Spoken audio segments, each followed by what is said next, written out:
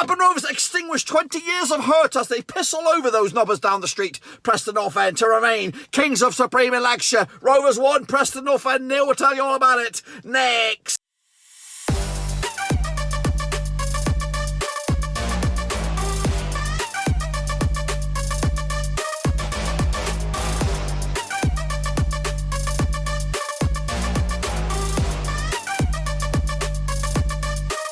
That's right, folks, back once again with another match review. Looking back at Blackburn Rovers' latest match, of course, up against Preston, and we'll get to that in just a second, of course. That's right, folks, back once again with another match review. Looking back at Blackburn Rovers' latest match, of course, a bit of a Lancashire affair over at Ewood Park. We'll tell you how it all happened in just a second. If you're new, where you been, smash your subscribe button and keep back up to date with all things Blackburn Rovers related, championship related, world football related. We got it all here in our body car. That's right, of course, I'm here at work, of course, but I had to get you my thoughts out there about the game which did take place at Ewood Park as Rovers came out on top and to become Kings Supreme once again over in Lancashire. I'll tell you how it all happened in a minute. Of course, big shout out to my VIPs there at the Patreons. Thank you for your loving. Of course, as you appreciate the channel behind the scenes. Of course, if you want to help us out, check out those links down below, patreon.com/Rovers. But anyway, we're going to jump in the deep end. I'll tell you how it all happened then, shall we? Of course, as Rovers finally put 20 years of hurt behind us. As they, of course, they beat Preston North End for the first time since 2001. Last time we beat them, we had the likes of Manny Jansen on the score sheet. It's been that long, folks. Let's tell you how it all happened then, shall we? Of course, Rovers 1-0 in the end. Of course, Blackburn Rovers' only goal came from big Ben Brereton Diaz on the 53rd minute. It was a beautiful cross from Abracadabra, as of course Rovers started the second half much brighter than they did end the first half, of course. So Cadra with the cross, bullet header for Diaz. That's another one in the lock of him. He's edging close enough. What use lucky bastards that put a fiver, a tenner, 100 quid on, of course, Diaz to get 20 goals this season. You're bloody laughing now because you're like 2-3 away and you've got the whole rest of the season. As long as he's injury free, you should get that big fat wad of cash coming your way. So much respect to you guys. In a game, this game was absolutely, it was very tense, very tight as well. Could have went either way. Preston, of course, having all the possession, and they did look the more likely side to break the deadlock in the first half, but that could also be down to the absolute cluelessness of the referee. Blind bastard Gavin Ward should be retrained as a fucking shelf stacker. I don't know what he's doing for a living. He's an absolute fraud of a referee, and he was wearing his bloody Preston North End pants big time today, even though on the flip side, we did get a little bit like in the second half when Nyambe did appear. It looks pretty much guilty as charged, a handball in the box, and it could have been a penalty for Preston. So we've got to kind of give a little bit of applaudits for Mr. Ward, even though he did 90% favour Preston today, and of course give us a get out of jail free card with that one. Anyway, the possession was in favour of Preston, 57% for Cabello out of 43. They did have 10 shots, Cabello out of 6. 6 of those shots, though, were off target for Preston. Just one of them were off target for Rovers. Of course, one of them was on target, and it went in the back of the net. Of course, they had more free kicks than we did. We had more corners than they did, of course, and we were caught offside twice in the air. So take a look at some more detailed stats as we break it down now. These, of course, the full 90-minute stats here. We're looking at shots inside the box, 4 for Rovers, 2 outside the box, 1 goalkeeper save for Rovers. Again, as you see, it heavily favours Preston here. Everything going in favour of them. The passes, the pass success rate, the crosses, the aerial duels was bossed. Only just, though.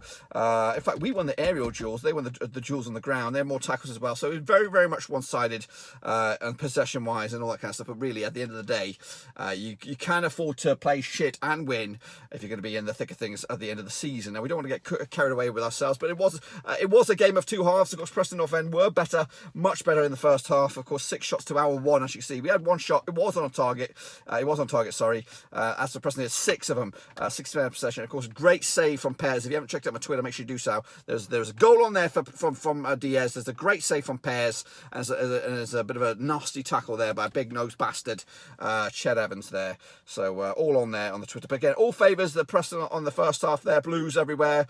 Passes going in favour of them. Everything except for the duels in the ground, in the air. That was, of course, bossed by Rovers. As for the second half, much better performance from Rovers. A lot of green here, as you see. Shots in favour of Rovers. 2 shots on target compared to their 0. We had more corners as well. They had 0 corners in the second half. Aerial duels as well. Won by us and the duels, period, both on on the floor as well, favoured for Rovers. Let's take a look at then, shall we, at the, what have we got next? Starting 11, then, shall we? Kicking off with Rovers. Ainsley Pearce between 6. Well done to Ainsley Pearce coming in here. A lot of weight and expectation on his shoulders because Kaminski is an incredible keeper to have.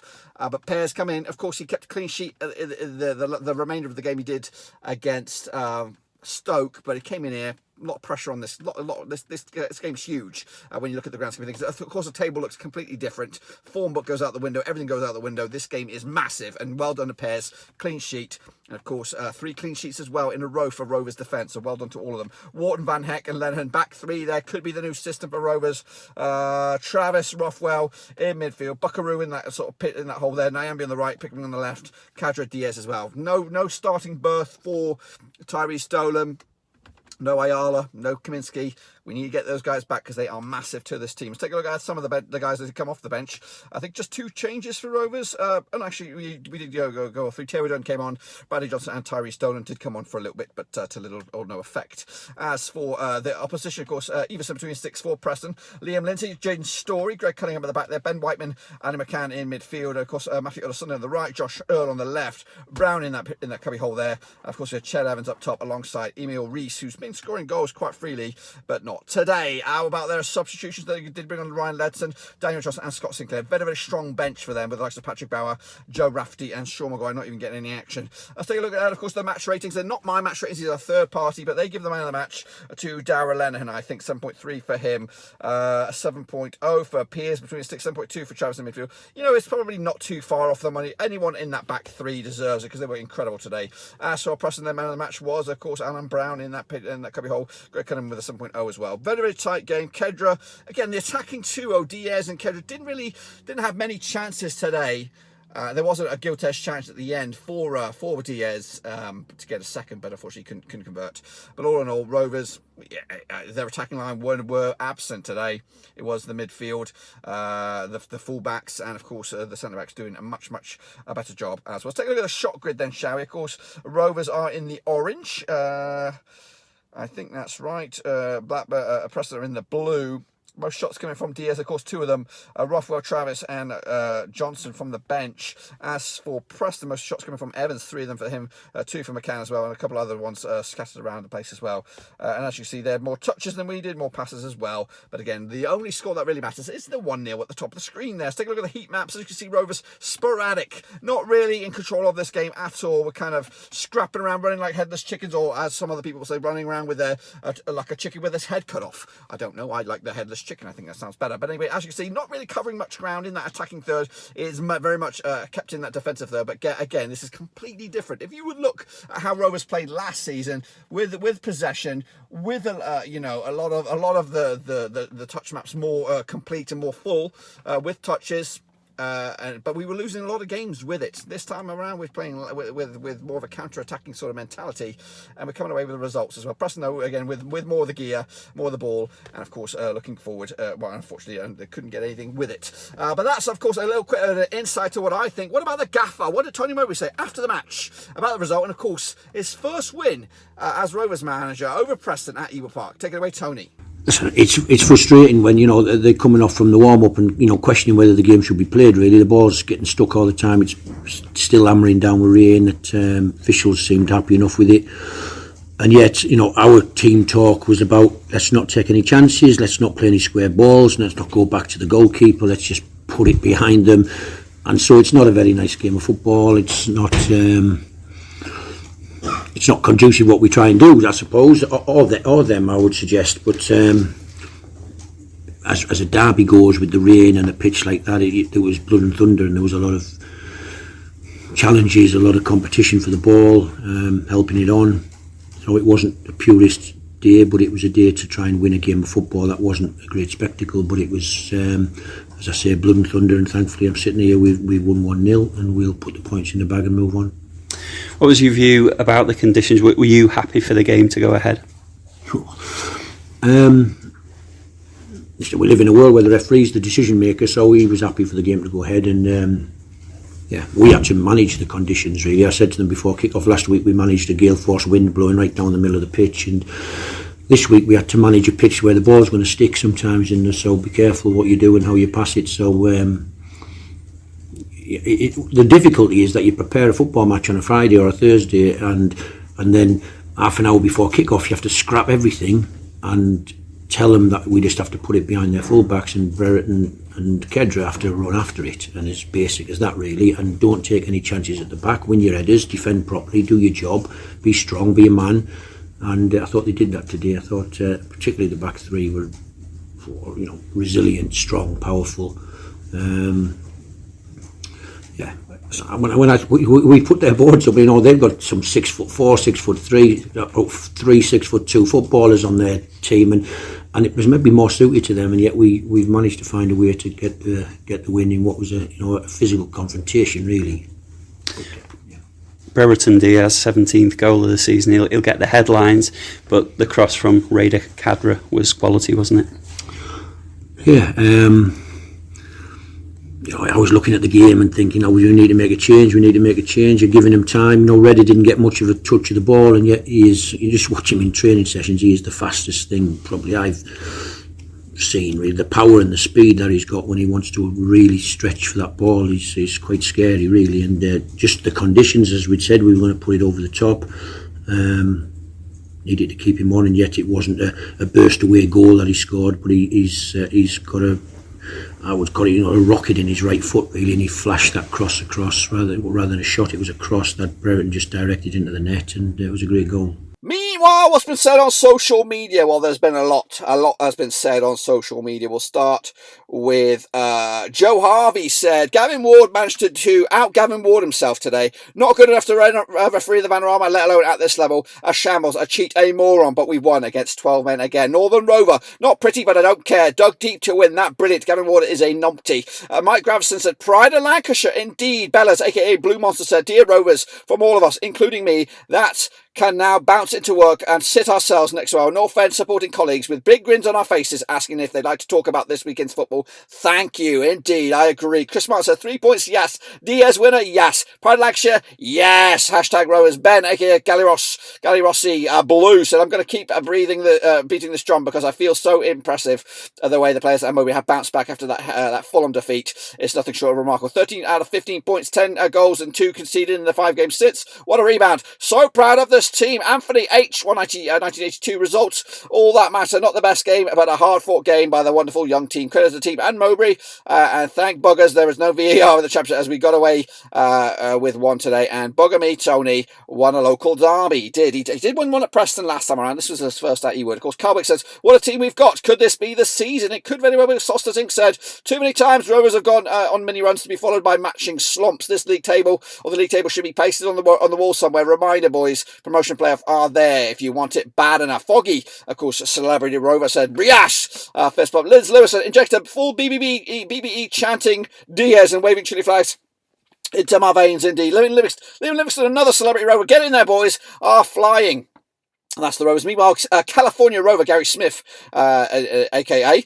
What a team we support. Diaz even is becoming more like Shearer every week. Next week is a real 6-pointer win, and we're in with a shout of automatic 4 points behind. Loser, we might have to settle for playoffs. 10 points behind. Come on, Rovers. Arte Labore, of course. Meanwhile, Graham Maple said, agree he did great, but would feel more confident if we had community back. That was in reference to, of course, pairs, of course, being between the sticks.